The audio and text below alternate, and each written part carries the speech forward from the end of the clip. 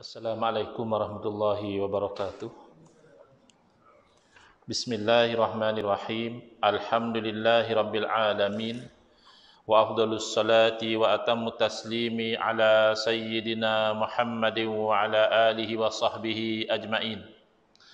Rabbi shrah li sadri wa yassir li amri wahlul 'uqdatam min lisani yafqahu qawli. Subhanaka la ilma lana illa ma 'allamtana innaka antal alimul hakim. Allahumma akhrijna min zulumatil wahmi wa akrimna binuril fahmi waftah alaina bima'rifatil ilmi wa sahhil akhlaqana bil hilm waj'alna mimman yastami'una al-qawla fayattabi'una ahsanah.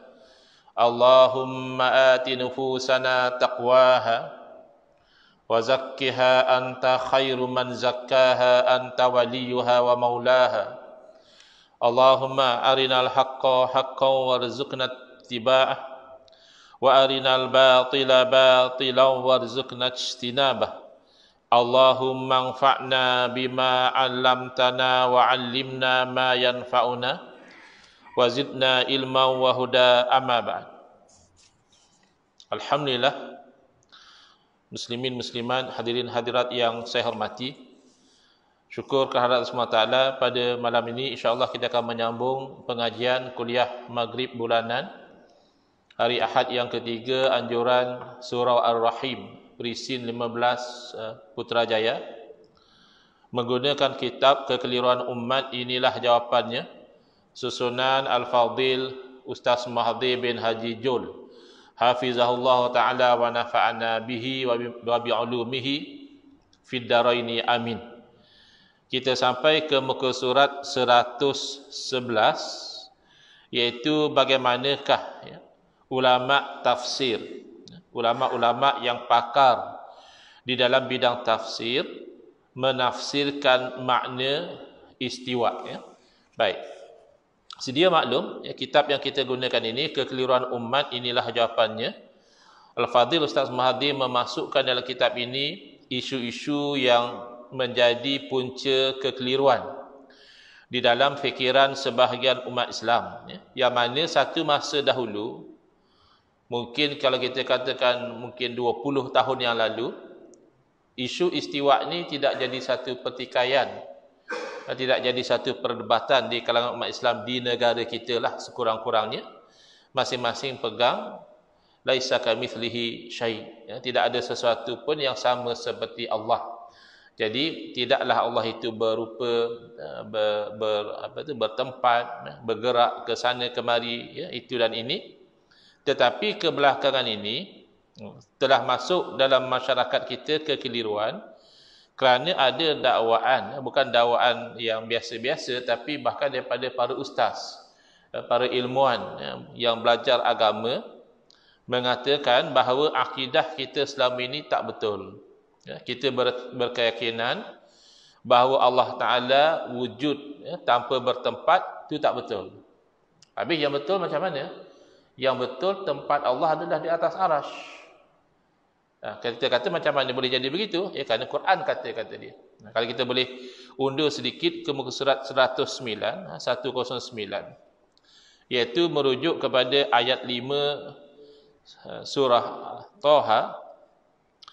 Allah Ta'ala berfirman, Ar-Rahmanu 'alal arsy istawa.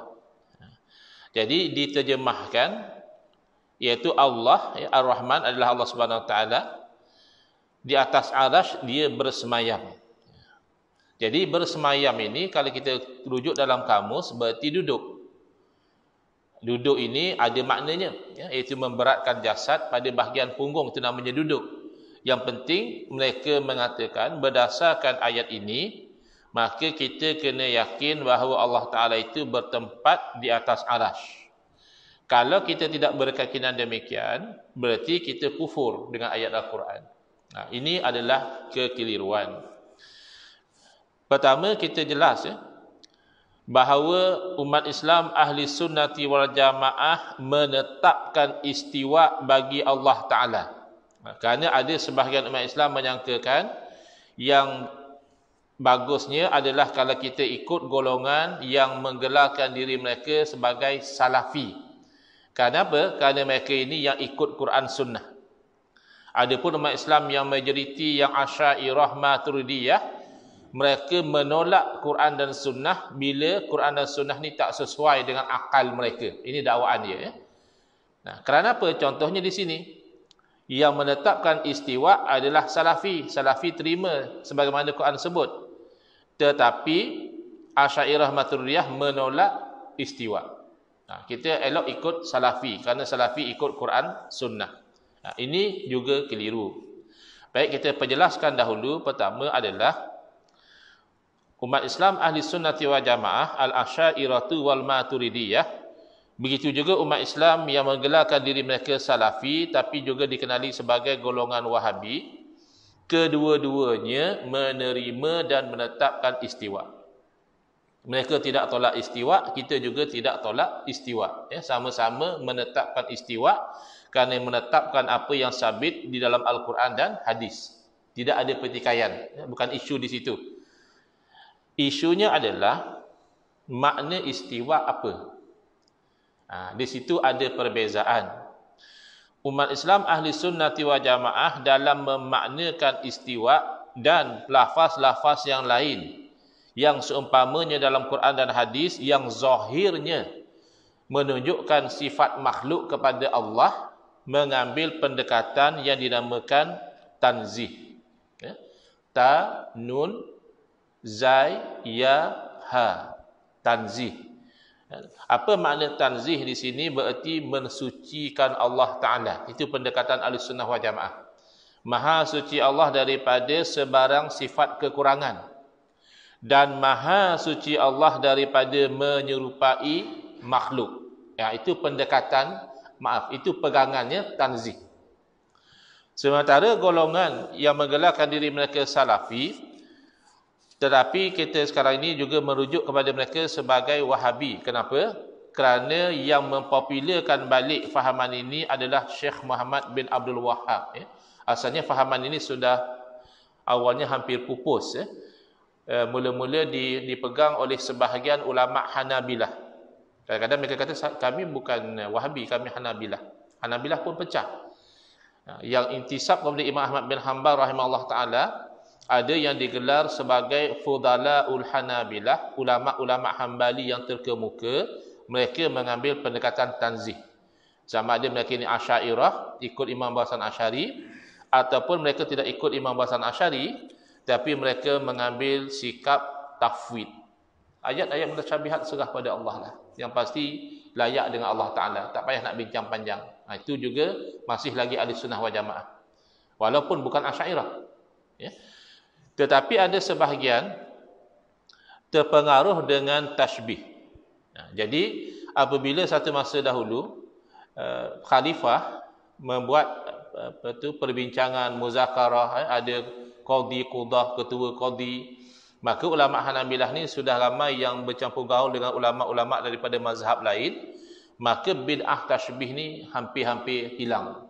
Mereka sudah mula terbuka dengan tafsiran-tafsiran yang benar.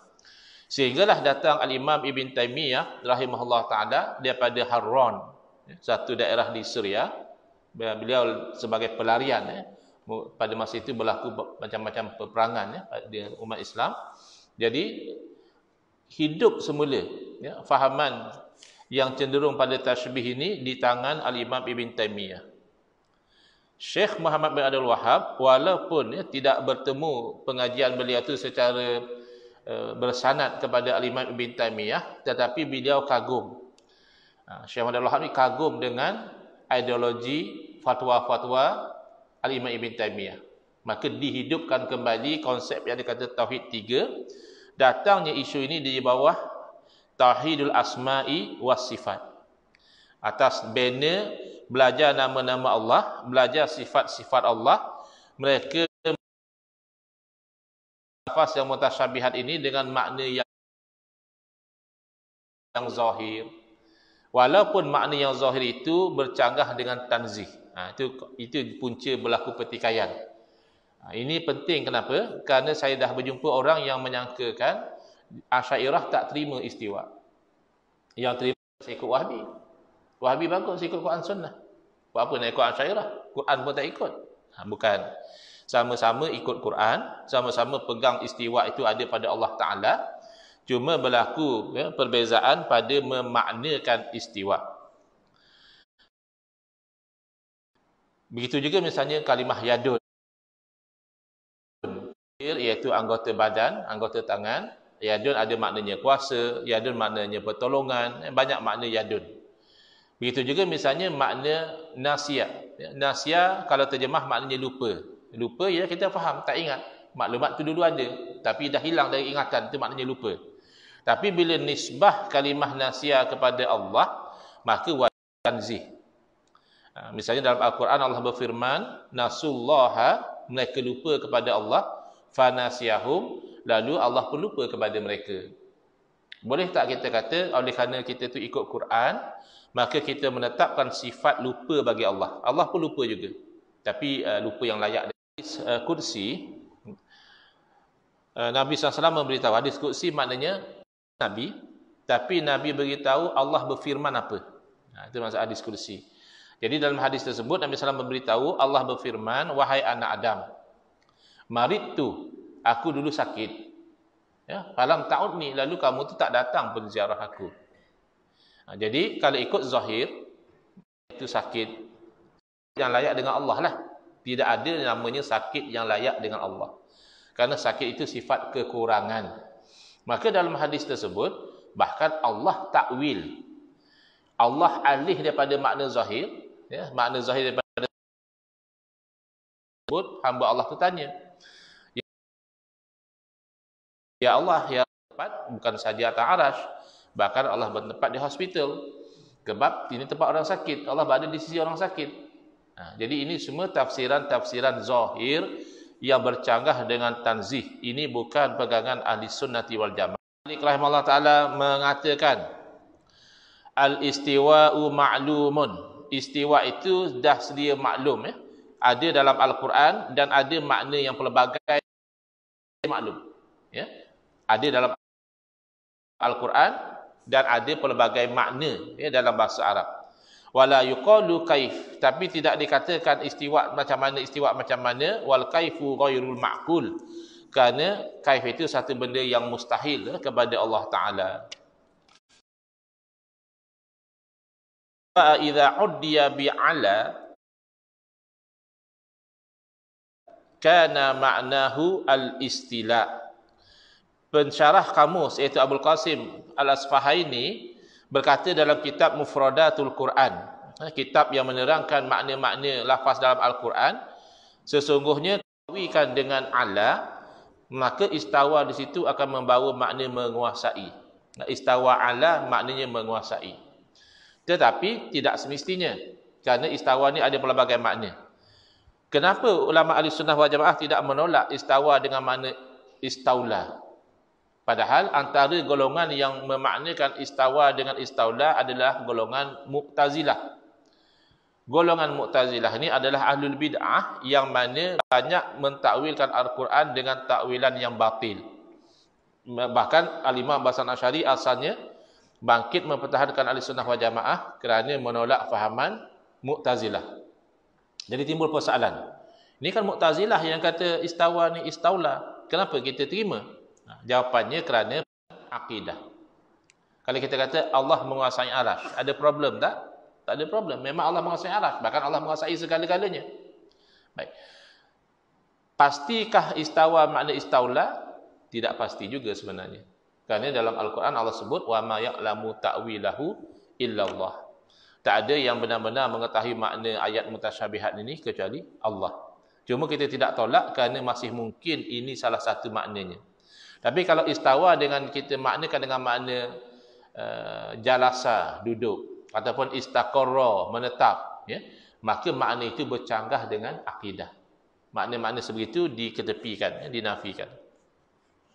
Al-Imam Al-Qushairi rahimahullah ta'ala mengatakan istawa bermakna hafizah, memelihara. Masih okey lagi. Itu salah satu makna istawa, memelihara. Dan kalau kita kata Allah memelihara arash, ya betul. ataupun qahara menundukkan, atau abqa mengekalkan. Ini semua makna istawa yang masih boleh diterima. Kemudian diriwayatkan daripada Sayyidina Ali radhiyallahu anhu, dipetik oleh Al-Muhaddis, Al-Faqih Al-Lughawi Abu Mansur At-Tamimi dalam kitab At-Tafsirah, kata beliau, Sayyidina Ali menyebut, innallaha khalaqal arsya izharan li qudratihi wa lam yattakhidhu makanan li dhatihi. Sesungguhnya Allah Ta'ala menciptakan arasy, menzahirkan kudrahnya, dan bukan untuk mengambilnya sebagai tempat untuk zatnya. Ini ada satu orang nama Fathul Zarif, ya. Dia gelak dalam komen, dia kata tak pasti juga. Memanglah, macam mana nak pasti? Allah yang sebut begitu. Wa ma ya'lamu ta'wilahu illallah. Ada ulama kata wakaf dekat situ. Tidak ada yang tahu mana ayat mutasyabihat. Macam mana nak pasti? Ini orang-orang jahil, tapi dia ta'assub dengan kejahilan dia. Dia datang dengan kuliah bukan nak faham. Dia datang ni nak troll, nak main-main. Ini orang tidak ada adab, dia akan terhalang dari faham.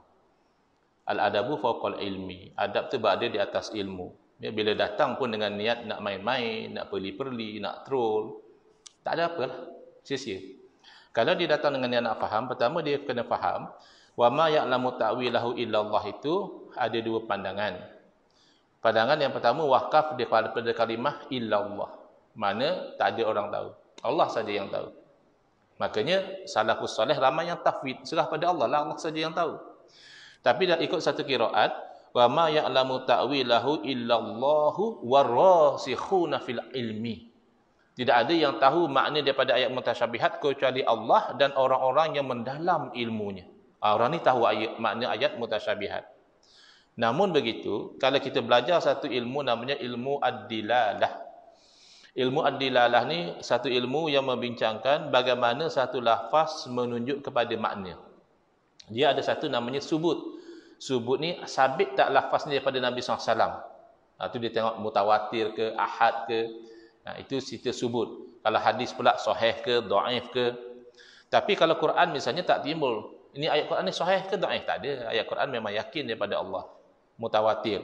Pun dari segi dilalah dia, daripada sudut lafaz dalam Al-Quran ni tunjuk kepada makna apa, tak sama level. Ada level namanya wuduh, jelas. Ada level namanya khafa, tak jelas. Yang wuduh ada 4 level. Ada yang zahir, ada yang nas, ada yang mufassal, ya, dan sebagainya. Yang khafa, yang kabur, ada 4 level juga. Yang paling kabur antara 4 level inilah namanya mutasyabihat. Jadi memang tak pasti. Alangkan, jangan kata yang mutasyabihat. Kalimah kuru dalam apa tu, wal mutallaqatu yatarabbasna bi anfusihinna thalathata quru. Orang perempuan yang dicerai oleh suami hendaklah beriddah selama 3 quru. Kenapa ulama khilaf? Padahal Quran dah jelas kata 3 quru untuk orang perempuan yang dicerai oleh suami, iddah dia 3 quru. Kerana mutasyabihat, namanya kalimah mushtarakah, kalimah yang dikongsi makna. 2 makna saja.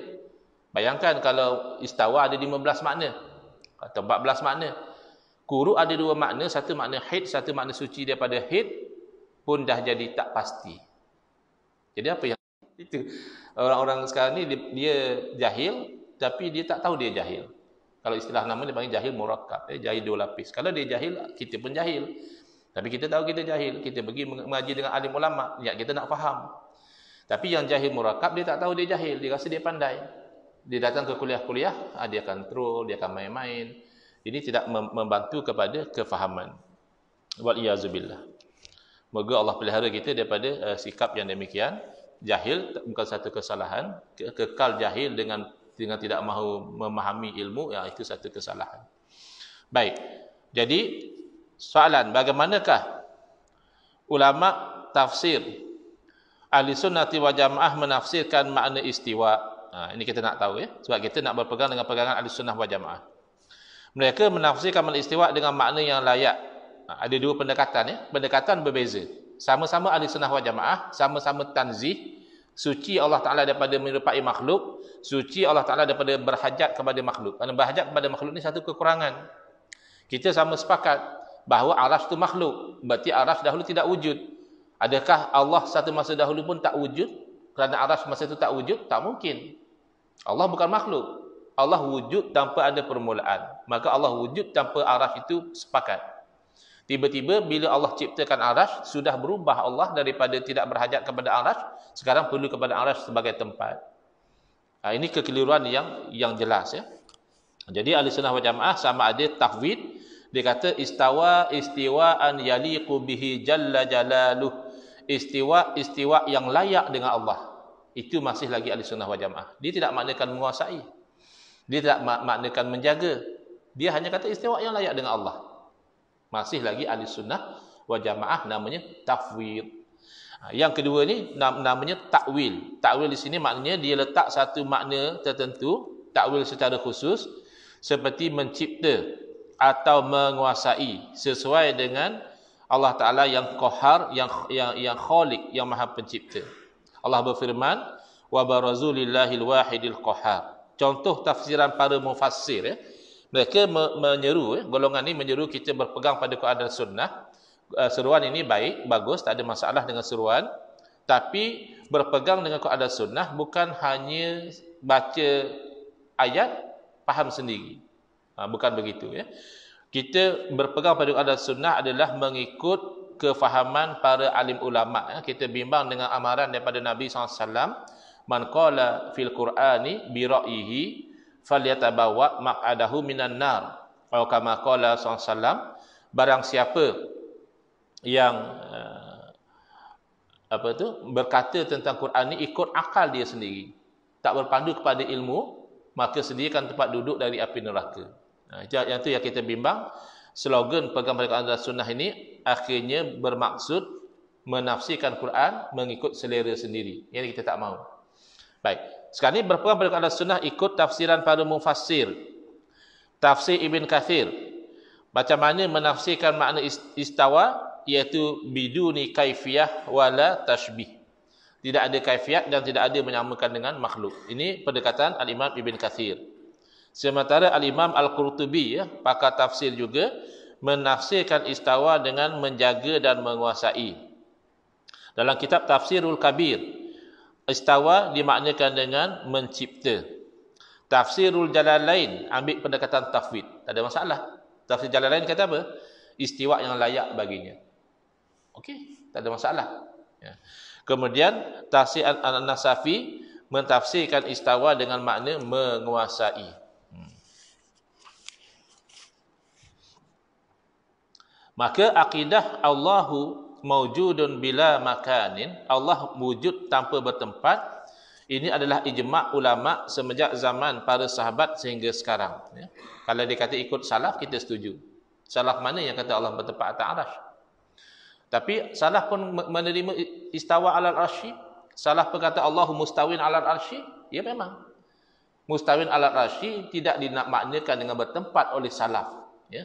Bahkan istawa alal arsy dalam Quran juga tidak dimaknakan dengan bertempat oleh salaf. Hanya kamu ya keliru memaknakan dengan makna yang tidak layak dengan Allah Ta'ala. Al-Imam Abu Mas'ud Al-Baghdadi dalam kitabnya Al-Farqu Bainal Firaq menyebutkan wa ajma'u ala annahu, telah ijma' para ulama Ahlussunnah wal Jamaah bahawa Allah Ta'ala la yahwihi makanun wa la yajri alaihi zamanun, tidak diliputi oleh tempat dan tidak berlalu dengan masa. Ya, kerana ini adalah sifat makhluk. Baik. Bagaimana pula orang yang mengatakan Allah bertempat atas arasy berdasarkan firman Allah Ar-Rahmanu 'alal arsy istawa? Jawapan, ayat ini termasuk dalam ayat mutasyabihat.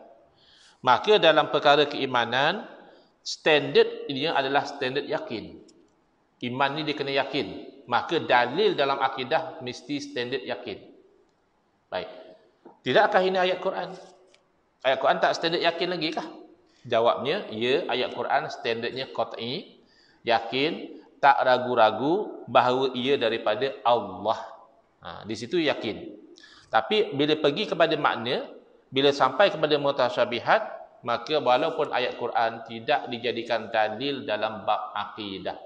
kerana tidak sampai kepada standard yakin. Bahkan mutasyabihat ini yang paling kabur dalam ayat-ayat yang kabur. Saya dah sebut tadi ada 4 level ya, yang dianggap kalimahnya tak jelas. Mutasyabihat ni paling bawah sekali. Baik, makna sebenar ayat ini tidak jelas kerana perkataan lafaz istiwa termasuk dalam perkataan mustarak, dikongsi makna mempunyai 15 makna. Oleh itu tidak boleh menetapkan satu makna sahaja, lebih-lebih lagi makna yang memakhlukkan Allah. Makna yang menyamakan Allah seperti makhluk. Contoh, kalau nak sepakat semua pakai slogan saya pegang macam ni sebab Quran kata. Sebenarnya bukan Quran kata, kamu yang mengatakan makna ayat itu begitu. Sebagai contoh, Allah berfirman Suratul Hadid ayat 4, wa huwa ma'akum aina ma kuntum, dan dia Allah Taala bersama dengan kamu di mana kamu berada. Zahir daripada perkataan bersama adalah bersama dengan diri zat. Kalau bersama dalam hati, bersama dalam ingatan, itu metaphorical. Misal ya, kita datang ke surau bawa anak kita darjah 1. Jadi isteri tanya, "Bang, anak kita ada dengan siapa?" "Ada dengan saya," kita kata. Itu jelas. Zahirnya begitu. Tapi kalau kita jawab, "Ya, ada dengan saya." Bila balik rumah, isteri tanya, "Mana anak?" "Tak ada." "Tapi abang kata dengan abang tadi." "Oh, dalam ingatan abang, maksud abang." Itu dah metaphorical. Jadi kalau ikut makna yang zahir daripada ma'iyah, ai ma'iyyatu zat. Zat Allah bersama dengan kita di mana kita berada. Berarti dalam surau ada zat Allah, di pejabat ada zat Allah, bahkan na'udzubillah dalam tandas pun ada zat Allah, sebab di situ kita masuk. Tak mungkin. Maka makna zahir ini dinafikan. Ini maknanya takwil. Alih daripada makna zahir yang tidak layak, serah kepada Allah Ta'ala makna sebenar, atau letak satu makna misalnya ma'iyyatul ilmi. Ma'iyah kebersamaan dengan ilmu. Di mana saja kita berada, tak lepas daripada ilmu Allah. Ma'iyyatul qudrah, kekuasaan. Di mana saja kita berada, kita menyorok dalam tempat yang kukuh pun, tak boleh lepas daripada kuasa Allah. Kalau kuasa manusia, orang yang ikat jamin, tapi dia lari keluar negara, dia lepas dia. Daripada kuasa manusia, dah tak boleh tangkap, tak boleh bicara. Tapi, wahwa ma'akum, ay bil qudrati wal ilmi. Ini namanya takwil. Alih daripada makna zahir, bersama dengan zat kepada bersama dengan ilmu ataupun kuasa. Ayat yang lain, ma yakunu min najwa thalathatin illa huwa rabi'uhum. Tidak adalah pembicaraan bisik-bisik rahsia antara 3 orang melainkan Allah Taala yang keempat. Jadi kalau ada orang nak buat satu konspirasi, nak buat satu benda duduk bisik-bisik macam ni kita. Allah duduk di situlah sebab Allah yang keempat. Mana boleh faham begitu? Berartinya Allah tahu. Kamu buat satu konspirasi, kamu buat satu perencanaan, tak lepas daripada ilmu Allah. Nabi Ibrahim alaihissalam dalam Al-Quran dicatatkan berkata, wa qala inni dhahibun ila rabbi sayahdin. Nabi Ibrahim berkata, sesungguhnya aku pergi kepada Tuhanku, nanti Tuhanku akan bagi hidayah kepada aku. Maksudnya Nabi Ibrahim pun pergi ke Palestin. Maka adakah kita faham oleh itu Allah bertempat di Palestin? Tak mungkin. Baik. Dan ayat-ayat yang lain tadilah sebagaimana kita sebutkan, kalau kata nasullaha fanasahum, Allah maknanya lupa, ya. Banyak ayat-ayat akan jadi bercanggah satu sama lain. Ya. Baik. Macam mana pula dengan hadis jariyah? Hadis jariyah ni dari segi status hadisnya sahih. Iaitu hadis riwayat Imam Muslim. Rahimahullah Ta'ala merujuk kepada seorang jariyah. Jariyah ni maknanya hamba wanita. Milik Muawiyah bin Hakam As-Sulami, yang ditanya oleh Rasulullah SAW tentang soal keimanan sebelum dia dimerdekakan. Lalu Nabi SAW bertanya kepada jariyah tadi, Aina Allah? Allah tu di mana kalau kita terjemahkan? Ataupun di mana Allah? Lalu jariyah itu menjawab, Fis sama, di langit. Ini kan menunjukkan Allah di langit. Apa cerita? Ceritanya tuan dia nak merdekakan. Tuannya mungkin ada tersilap, terpukul dia macam menyesal pula. Jadi dia kata, kalaulah perempuan yang orang beriman, aku nak merdekakan jelah dia. Jadi dia tanya kepada Nabi SAW, Nabi pun bertanya, dalam riwayat ni bertanya kepada hamba wanita tadi, Aina Allah? Di mana Allah? Dia jawab, Fis sama. Allah tu di langit. Lalu Nabi SAW bersabda, A'tiqha, merdekakan dia. Fa'innaha mu'minah. Ini hamba perempuan yang beriman. Jadi buktinya, ini menunjukkan bahawa Allah di langit. Jadi bagaimana? Pertama, tentang hadis jariyah ini, pertama dilihat daripada sudut status hadis, yang kedua dilihat daripada sudut makna hadis. Hadis tersebut adalah an Muawiyah bin al-Hakam As-Sulami qala kanat li jariyatun tar'a ghanaman li qultu ya Rasulullah afala u'tiquha. Sahabat Nabi ini berkata, aku mempunyai seorang hamba perempuan yang menjaga kambing buat diriku, lalu aku berkata, wahai Rasulullah, tidakkah elok aku merdekakan dia? Lalu Nabi SAW bersabda, i'tini biha, cuba bawa hamba itu kepada saya. Fa'ataituhu biha, lalu aku bawa kepada Nabi SAW, faqala laha, lalu Nabi SAW bertanya, aina Allah, di mana Allah? Qalat fis sama, lalu hamba ini menjawab, di langit. Qala man ana, lalu Nabi SAW bertanya, siapa saya? Qalat anta Rasulullah, kamu adalah Rasulullah. Qala a'tiqha fa innaha mu'minatun, lalu Nabi SAW berkata, bersabda, merdekakanlah dia, sesungguhnya dia adalah hamba perempuan yang beriman. Baik, pertama, daripada sudut kedudukan hadis, ya, walaupun penilaian hadis ini adalah hadisnya dinilai sahih ya, oleh Imam Muslim, tetapi daripada satu sudut dia adalah hadis yang muttarib. Maksudnya apa? Dia diriwayatkan dengan lafaz matan yang berbeza dan bertentangan sehingga meletakkan dia pada kedudukan yang lemah. Maknanya riwayat-riwayat lain yang sahih tak ada lafaz tu. Ya, tak ada lafaz yang dikatakan Nabi bertanya aina Allah fis sama' tu tak ada. Yang meriwayatkan orang-orang yang sahih juga. Tiba-tiba yang ni satu. Yang meriwayatkan berbeza. Ataupun kalau kita anggap hadis ini sahih sekalipun, maka pertanyaan tadi laisa anil makan, bukan pertanyaan tentang tempat, tetapi anil makanah, tentang kedudukan, ketinggian dan kemuliaan. Jadi ini yang disebut oleh Imam Nawawi rahimahullah taala ketika mensyarahkan hadis sahih Muslim ini, qaulu aina Allah su'alun anil makanati la anil makan. Adapun perkataan baginda di mana Allah adalah pertanyaan tentang kedudukan ketinggian Allah Ta'ala, bukan tentang tempat. Kerana aina ni boleh dengan makna demikian. Bahkan dalam bahasa Melayu pun misalnya kan, orang tu diminta tolong, ya, tolonglah saya buat urusan ni. Kita kata, saya bukan tak nak tolong, tapi di mana saya berbanding dengan Tuhan, minta tolong direct dengan dia lah. Saya ni di mana saja. Cuma dalam bahasa Melayu pun ada konsep di mana, tapi bukan nak tanya tempat, tapi nak tanya kepada kedudukan, ya, posisi. Jadi yang diterangkan oleh Al-Imam An-Nawawi rahimahullah taala, iaitu yang mensyarahkan hadis-hadis dalam Sahih Muslim, dan fis sama' itu jawapan menunjukkan bahawa Allah Taala tu maha tinggi kedudukannya, ya, bukan tempat.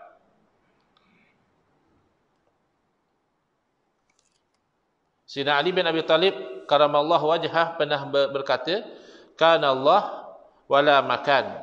Allah Taala wujud padahal tidak ada tempat pun. Wa huwal ana ala ma alaihi kan, dan Allah Taala sekarang, maknanya setelah ada makhluk, ada tempat, ada langit, ada bumi, syurga, neraka, araf dan sebagainya, ala ma alaihi kan, sama juga. Allah Taala juga wujud tanpa bertempat. Dan dari segi kaedah usuluddin, seseorang itu bukan dihukum masuk Islam kalau dia kata Allah tu di langit. Kalau kita buka kitab-kitab fiqh, macam mana orang kafir masuk Islam? Adakah kita kena tanya dia, Allah di langit? Ya, dia kata Allah di langit, kamu jadi Islam? Tidak. Seseorang itu masuk Islam adalah dengan dia mengucap dua kalimah syahadah. Ya, asyhadu an la ilaha illallah wa asyhadu anna Muhammadan abduhu wa rasuluh. Sesuai dengan hadisnya yang mutawatir, diriwayatkan oleh lebih daripada 15 orang sahabat, iaitu umirtu an uqatilan nasa hatta yashhadu an la ilaha illallah wa anni rasulullah.